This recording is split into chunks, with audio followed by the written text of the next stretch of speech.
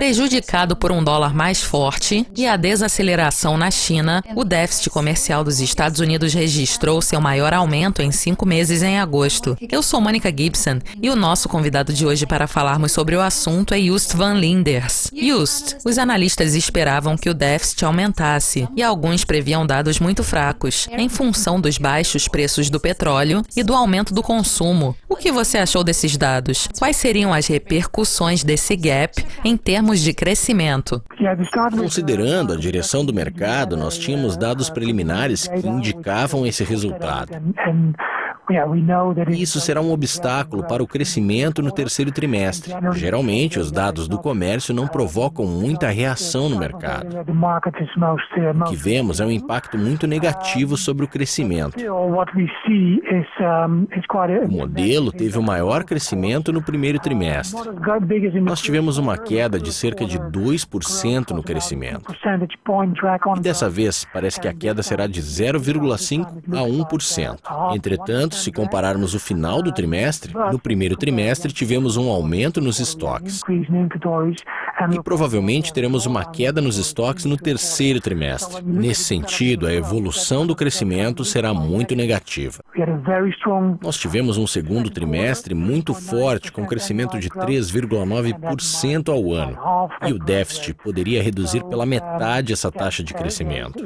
O impacto do comércio e dos estoques vão abafar o desenvolvimento doméstico positivo. O Tratado de Livre Comércio Transpacífico tem como objetivo criar uma área de comércio mais nivelada para os membros. Entretanto, há algumas preocupações em relação à eliminação de tarifas, que poderiam levar o Japão, por exemplo, a manipular sua moeda para diminuir os custos de importações de automóveis japoneses. Você acredita que isso poderia mudar substancialmente as relações comerciais no futuro? Em geral, o acordo será positivo. O Tratado Transpacífico será positivo para as relações comerciais e do comércio entre os membros da parceria. Em se tratando de impacto no curto prazo, o mais importante é monitorar o desempenho das moedas e da demanda relativa. O efeito atual do comércio exterior sobre a economia é reflexo de um crescimento mais forte nos Estados Unidos do que em alguns de seus parceiros comerciais. E é por isso que as importações estão fortes e as exportações estão fracas em todos os setores. O que naturalmente é mais um impacto de curto prazo. As moedas também têm seu papel. Em geral, a demanda externa tem mais impacto do que a moeda. Mas se o Japão aumentar o afrouxamento monetário e tentar enfraquecer o iene ainda mais, poderemos ver pressão sobre os Estados Unidos. É interessante notar que os Estados Unidos ainda não se pronunciaram sobre o afrouxamento do Banco do Japão.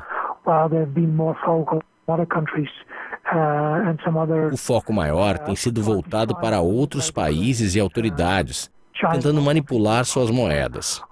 A China é o país mais óbvio, apesar de não ser um país membro do tratado. Os Estados Unidos provavelmente não vão comentar se o Japão aumentar o afrouxamento, mas isso teria um impacto negativo sobre as exportações. Em se tratando da divulgação das atas de reunião de setembro do FOMC, alguns esperam que o mercado as interprete como uma confirmação para os planos do Fed de começar a normalização das taxas em 2015. Qual é a sua opinião sobre o assunto? A comunicação do Fed tem sido muito consistente. Eles disseram que iriam manter a decisão em setembro, pois querem ver o impacto sobre a inflação antes de aumentar as taxas este ano.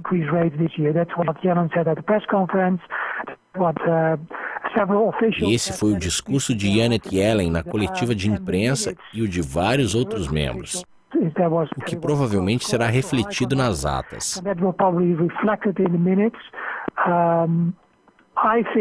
A decisão de setembro foi muito hawkish, o que também provavelmente será refletido nas atas. Nesse sentido, considerando o discurso de vários membros, eu não acho que as atas serão uma grande surpresa para os mercados. Obrigada, Just.